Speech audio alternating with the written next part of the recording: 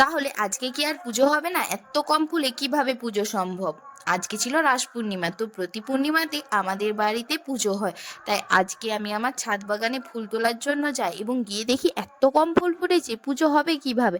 তারপর এই যে লাউ বীজ আর লঙ্কা বীজগুলো আমার মা রোদে দিয়েছে চারা তৈরির জন্য। তারপর পদ্ম ফুল তুলে নিলাম, সাথে বেলপাতা তুলে নিলাম।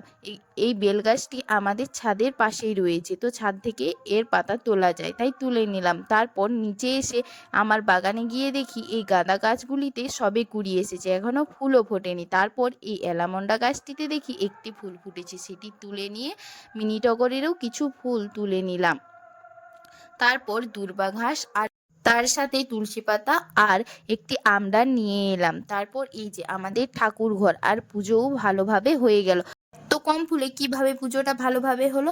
আসলে আমার দাদা বাজার থেকে কিছু গাঁদা ফুল নিয়ে এসেছিল, সেই কারণেই ঠিকমতো